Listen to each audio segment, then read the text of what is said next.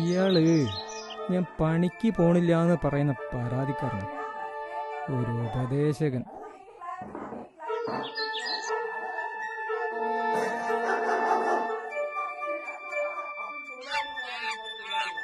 ഡോ എന്താ ഗലാട്ട എന്ത് അവിടുന്ന് ഒരൊച്ച എടുക്കുന്നു. ഒച്ചയോ? വാ.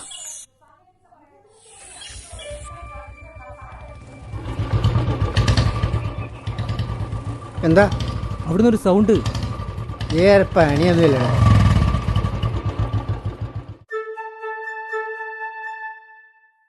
എന്താടോ? എന്താ എന്താ ഇവിടെ? അവിടുന്ന് ഒരു ഒച്ച ഇവൻ എടുക്കുന്നു. കൊറേ ഇതിന്റെ ഉള്ളിൽ പാർത്ത് നോക്കുന്നു.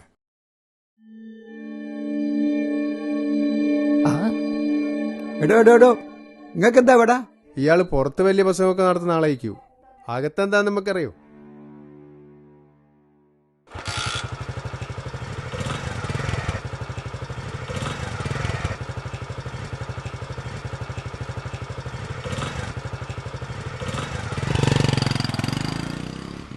നിങ്ങളെന്താ പറയുന്നത്? അയാളും ഭാര്യ ഒരു മണിക്കൂർ മുന്നേ വണ്ടി കയറി പോണേ ഞാൻ കണ്ടല്ലേ. എന്നാലേ അയാൾ നിങ്ങളെ കണ്ണ് വെട്ടിച്ച് ഇതിനകത്ത് കയറിയിട്ടുണ്ട്. നിങ്ങൾക്ക് അത് അറിയാത്തവരും കൊണ്ടാ. മൂപ്പത്തി തന്നെ ആയിക്കൊള്ളുന്നില്ലല്ലോ, വേലക്കാരി ഉണ്ടല്ലോ. നിങ്ങളോടല്ലേ പറയുന്നത്? നിങ്ങൾക്ക് പറഞ്ഞിട്ട് മനസ്സിലാകുന്നില്ല. എന്താ പ്രശ്നം? ഇവിടെ പ്രശ്നമൊന്നുമില്ല. ഇവിടെ കുറെ മനുഷ്യന്മാരുണ്ട്, ഓരോന്ന് പറഞ്ഞിട്ടാക്ക. നിങ്ങൾ പോയിക്കോളേ, ഒന്നും പറയണ്ട. ഞങ്ങളിവിടെ അടുത്ത് താമസാക്കിയവരാണ്. എന്താണെന്നറിയാൻ വേണ്ടി ചോദിച്ചാണ്. ചൂടായൊന്നും വേണ്ട. ഞങ്ങൾക്ക് ഇങ്ങനെ അനുഭവം ഉണ്ടായിരുന്നു. ഞങ്ങളിങ്ങനെ പോകുന്ന സമയത്ത് ഒരിടത്ത് ഒരു ഗൃഹനാഥൻ തൂങ്ങി മരിക്കാൻ ശ്രമിക്കുകയായിരുന്നു. ഞങ്ങൾ ആ ബഹളം കേട്ട് അയാളെ രക്ഷിച്ചു. അതിന് കാരണം എന്താണെന്നറിയോ? മകളെ അന്യജാതിക്കാരനെ കല്യാണം കഴിക്കുന്നതിനാ. അവസാനം ആ കല്യാണം ഞങ്ങൾക്ക് നടത്തി കൊടുക്കേണ്ടി വന്നു. അവളുടെ അനുജത്തിയെ ഇവനും കഴിച്ചു. നമ്മളെ ഡ്രൈവറെ. തന്നെയോ? ഞാനിപ്പോൾ നിങ്ങളോടൊന്നും ഉണ്ടായിട്ട് പറഞ്ഞതല്ല. ഇത് ഇവിടുത്തെ നാട്ടുകാർ പാലിയേറ്റീവ് പ്രവർത്തനത്തിന് പോകുന്ന കുടുംബത്തിനെതിരായിട്ട് വെറുതെ കച്ച കെട്ടിയിറങ്ങിയ കുറേ പണിക്ക് പോകാത്ത ജനങ്ങളാണ്. ഇവരിങ്ങനെ പറഞ്ഞ് പരത്താണ്. എന്താണ് ഇതിൻ്റെ അവസ്ഥ? എന്താണ് പറയേണ്ടത്? നിങ്ങൾ പോയിക്കോളെ.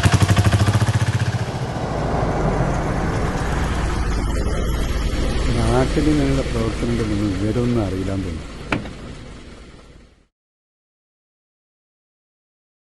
നിങ്ങൾ വിചാരിച്ച ആൾക്കാരൊക്കെ അതാ വന്നിക്കന. എന്താ പ്രശ്നം? ഒന്നുമില്ല, ഇവർക്ക് വേറെ പണിയൊന്നുമില്ല. കണ്ടോൻ്റെ വീട്ടിലൊക്കെ ഒളിഞ്ഞു നോക്കലൊക്കെ അവരെയൊക്കെ പണി. അമ്മ ഇന്നലെ രാത്രി വന്നിന്, ഞാൻ നോക്കട്ടെ. അമ്മ ഇവിടെ ഉണ്ട്? ആ, അമ്മ ഇവിടെ ഉണ്ട്. ഞാനൊന്ന് പോയി നോക്കട്ടെ. ഞാൻ വേറെ രോഗീനെ നോക്കാൻ പോവേനു. എടോ ഇങ്ങോട്ട് വാ. ഞാൻ അമ്മേനെ ഒന്ന് കാണട്ടെ. എൻ്റെ ഭക്ഷണം കഴിച്ച് വന്നോട്ടോ. എന്നോടൊന്ന് പറയാനുണ്ട്. എൻ്റെ വീടിൻ്റെ 2 വീട് അപ്പുറം കിടപ്പ് രോഗികളായ 2 ദമ്പതികളുണ്ട്. ഭാര്യൻ്റെ കാലെ പുഴുവരിച്ച് കിടക്കുക. ഭർത്താവിന് എണീച്ചടക്കാൻ പോലും പറ്റൂല. അവരൊക്കെ ആത്മാർത്ഥമായി സ്നേഹിക്കുന്നവരാ ഇവരൊക്കെ. ഇന്നലെ ഞാനും പോയതാ ഇവരൊപ്പരോ. ഡ്രൈവർ ബാബു വിളിച്ചപ്പോൾ അവർക്ക് ലേശം പനിയുള്ളത് കൊണ്ടാണ് എനിക്കും ബാധിച്ചത്. അറിയാം എനിക്ക്. സോറി ഏട്ടാ. എന്ത് സോറി? എന്താ പ്രശ്നം? ഇവര് കുറച്ച് ആൾക്കാർ, ഇവർക്ക് തൊഴിലും കാര്യമൊന്നും ഇല്ലാലോ. നിങ്ങളെ വീട്ടിലെ ശബ്ദം കേട്ട് നിങ്ങൾ തമ്മിലുള്ള ഗലാട്ട വിചാരിച്ച് കുറച്ച് ആൾക്കാർ ഇതാക്കിയതാ. എന്തെങ്കിലും ഒന്ന് കിട്ടണമല്ലോ. ഓഹോ, അത് സുമേൻ്റെ അമ്മ TV വെച്ചതാ. അമ്മ കുട്ടികളുടെ പാട്ട് അല്ലെങ്കിൽ അന്തിച്ചർച്ചയിൽ കേൾക്കാതെ പോയ ചാനൽ യൂട്യൂബിൽ കാണുന്നതാ. അത് ശരിയാ. എന്നാ ശരി, പോട്ടെ.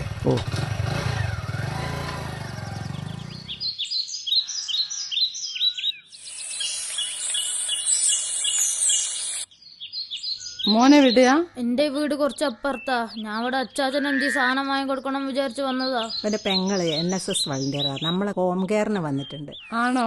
കഴിഞ്ഞ ദിവസം വന്ന കുട്ടിയല്ലേ? ഇവിടെ എന്തി പാട്ടിന്റെ പരിപാടി ഉണ്ടോ? മോൻ പാടുവോ? ഞാൻ പാടുവൊന്നുമില്ല, പഠിക്കുന്നുണ്ട്. ഞാൻ കീബോർഡ് കൊണ്ടുവച്ചിട്ടുണ്ട്. എനിക്ക് പാടണം എന്നൊക്കെ ഉണ്ടായിരുന്നു, പക്ഷെ സമയമില്ല. എനിക്ക് സ്കൂളിൽ പരിപാടി ഉണ്ടായിരുന്നു. സമയമായി, ഞാൻ പോട്ടെ. ഓൻ പോയിക്കോട്ടെ.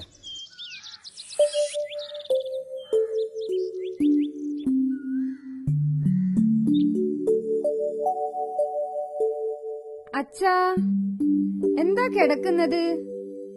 എന്ത് പറ്റി? മറ്റു വരുമ്പോ എഴുന്നേറ്റിരിക്കാറായിരുന്നല്ലോ. എണീക്കാൻ നോക്കായിരുന്നു. പിന്നെ ഇപ്പം എങ്ങനെയൊക്കെ പോകുന്നച്ചാ? ആ, എല്ലാരും ഉണ്ടല്ലോ. എന്താ എല്ലാവരും കൂടി? ഞങ്ങള് ജാനുവടുത്തിന്റെ അടുത്ത് വന്നതാ. ജാനുവടുത്തി വയ്യാണ്ട് കിടക്കുകയാണല്ലോ. അപ്പൊ ജാനുവടുത്തിക്ക് പാട്ടൊക്കെ ഒന്ന് കേൾക്കണം എന്ന് പറഞ്ഞു. അപ്പൊ പാട്ട് പാടാൻ വേണ്ടി സജീഷ് ചേട്ടനെയും കൂട്ടി വന്നതാണ്. ആദ്യം ഞങ്ങളെടുത്ത് വന്നിട്ട് പോകാന്ന് വിചാരിച്ചു. നിങ്ങളാണല്ലോ നമ്മളെ നാട്ടിലെ കലാകാരൻ. ഭക്ഷണമൊക്കെ കഴിച്ചോ?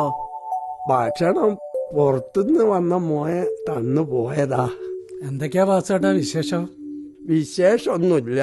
ആ മോനൊരു കീബോർഡ് കൊണ്ടുവച്ചിരിക്കുന്നു. അവന് പാട്ട് പഠിക്കണോന്ന്. അത് ഓർഗനാണ്.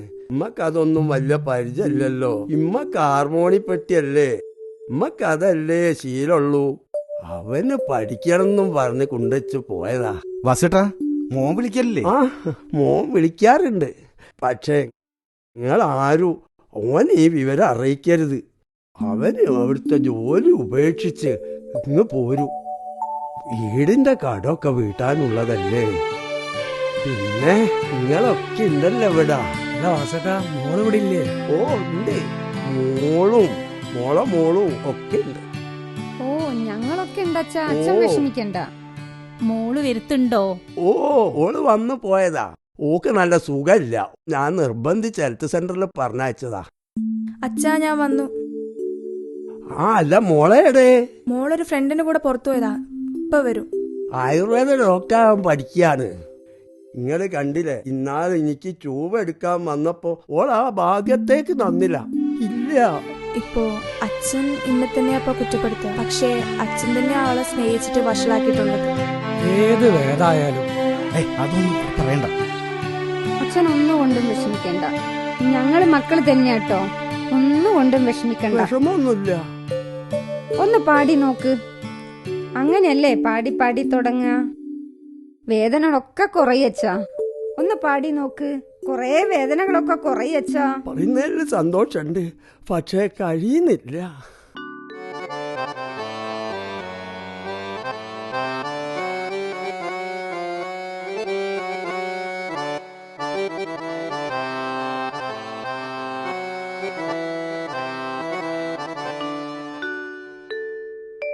വേനൽ നിളയിലെ നീരൊഴുക്കോ മാനസതീരത്തിലൊഴുകും ഓർമ്മകൾ.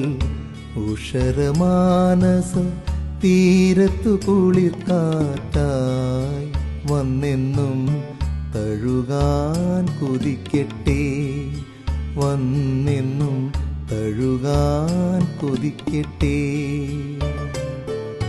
വേനൽ നിളയിലെ നീരൊഴുക്കോ മാനസതീരത്തിലൊഴുകും ഓർമ്മകൾ. ഉഷരമാനസ തീരത്തു കുളിർക്കാറ്റായി വന്നെന്നും തഴുകാൻ കൊതിക്കട്ടെ. വന്നെന്നും തഴുകാൻ കൊതിക്കട്ടെ.